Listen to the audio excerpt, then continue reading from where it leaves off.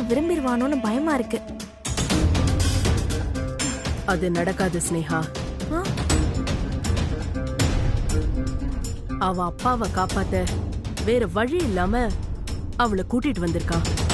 அப்படியே அவளை விரும்பினாலும் வாணிய வேதா ஏத்துக்கவே மாட்டா. தான் மக தன்னை மீறி பெரிய தப்பு பண்ணிட்டாங்கிற கவலையில அவ உசுர கூட விட்டுருவா. அது அந்த சஞ்சய்க்கு நல்லாவே தெரியும். அதனால அவன் அந்த தப்ப மட்டும் செய்யவே மாட்டான். தினம் தினம் என் மேல இருக்க நல்ல அபிப்பிராயம் ஆண்டி குறைஞ்சிட்டே போகுது. இனி நான் அவங்க கிட்ட எப்படி நல்ல பேர் எடுக்கிறது? அவங்கள எப்படி கன்வின்ஸ் பண்றது? உனக்கு அந்த வாழ்க்கை அவ்வளோ ஈஸியா கிடைக்காது மேக்னா. அதுக்கு நீ இன்னும் கடுமையா போராடணும். எத்தனை தடவை தோத்தாலும் எவ்வளோ கஷ்டம் வந்தாலும் நீ உன் வேலைய செஞ்சுக்கிட்டே இருக்கணும். நான் உனக்கு துணையா இருப்பேன்.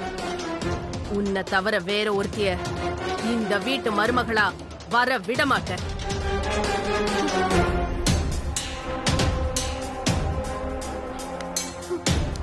செல்லமா கூட நான் உன்னை அடிச்சது இல்லடி. ஆனா அந்த வாணியும் சஞ்சயும்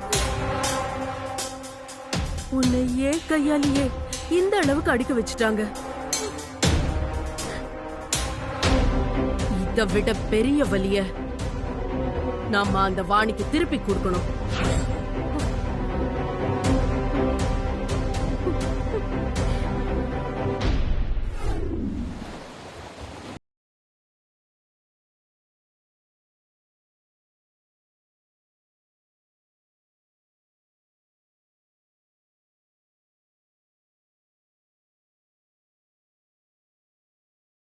இந்த உலகத்துக்கு தாயா இருக்கிற அந்த கடல் அண்ணிய சாட்சியா வச்சு நான் உன்னை என் பொண்டாட்டியா ஏத்துக்கிறேன்.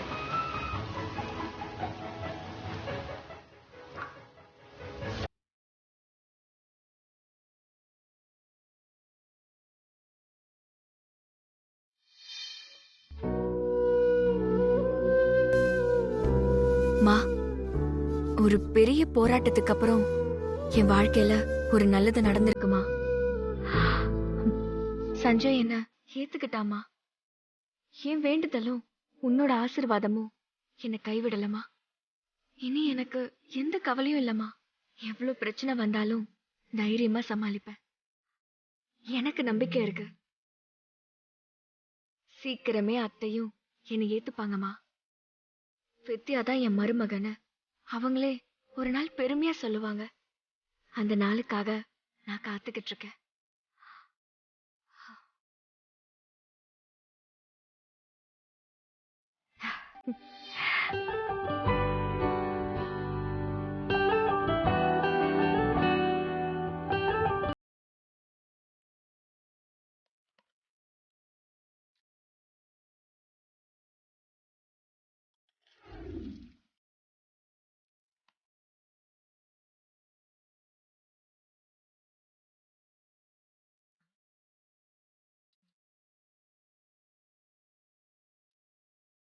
சஞ்சய்,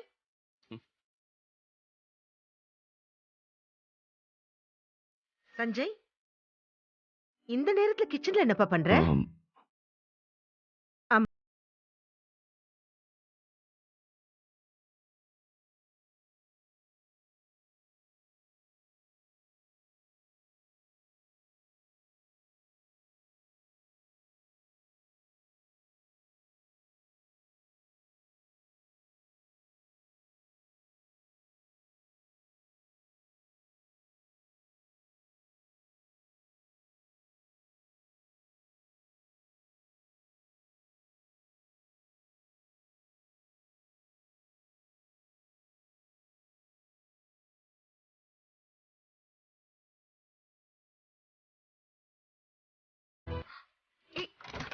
சஞ்சய், என்ன பண்ற நீ?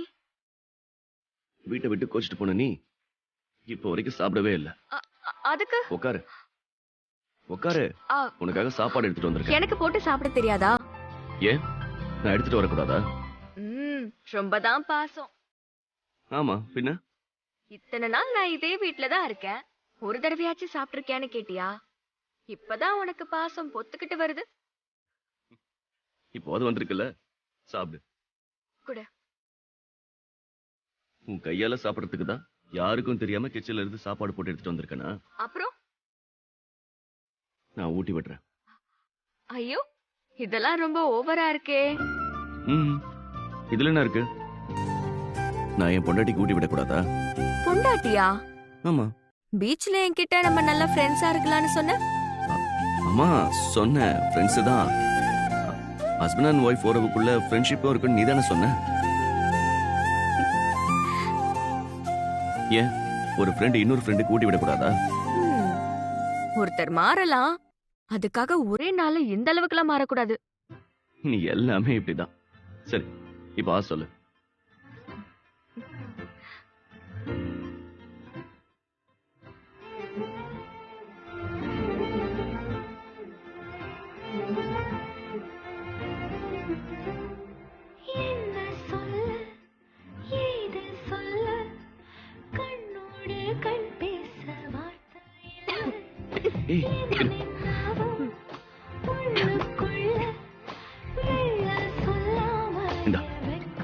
தண்ணி குடி.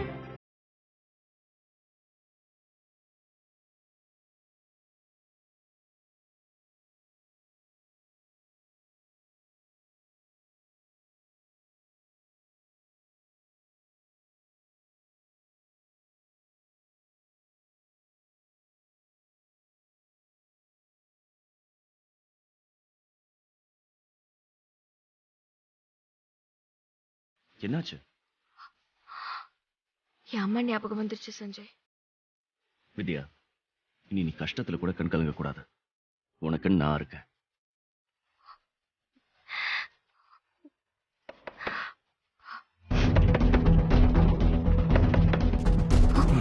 கொஞ்ச நேரம் என் பொண்டாட்டி சாரி என் ஃப்ரெண்டு கிட்ட நிம்மதியா பேசப்படுறாங்களா? அத்தைக்கு தெரிஞ்ச பிரச்சனை ஆயிடும் சஞ்சய். சீக்கிரம் போய் ஒழிஞ்சுக்கோ. சரி, இது புடி.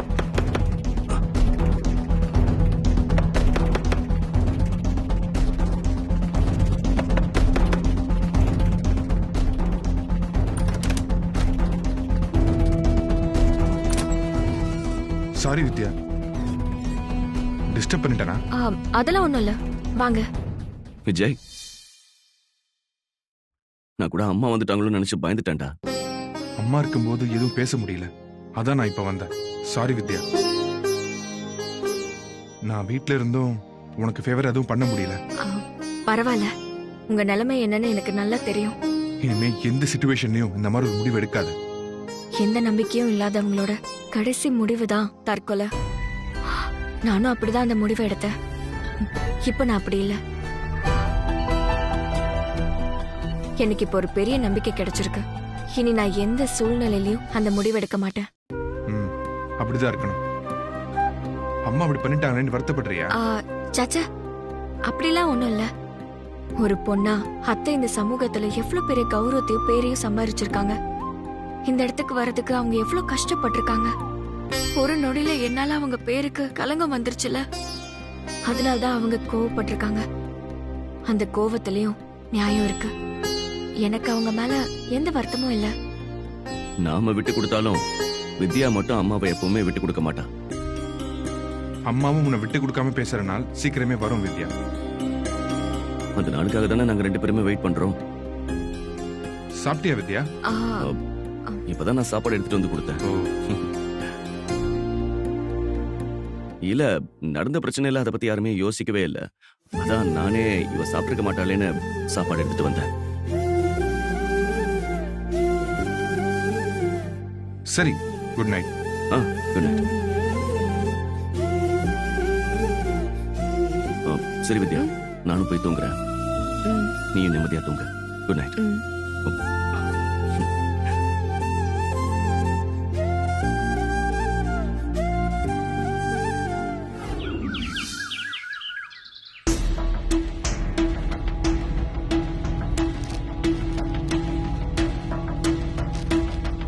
வணக்கம் சார். வணக்கம். நீங்க? வேதா மேடம் வர சொல்லியிருந்தாங்க. சரி, வாங்க உட்காருங்க. ரொம்ப நன்றி சார்.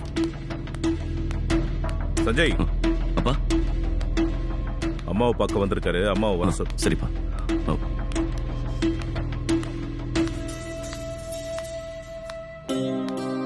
வணக்கம்மா. வணக்கம், உட்காருங்க. ஆ,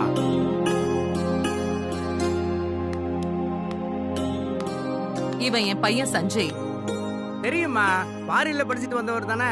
ஆமா, இப்போ தனியா பிசினஸ் ஆரம்பிக்க போறான். ரொம்ப சந்தோஷமா.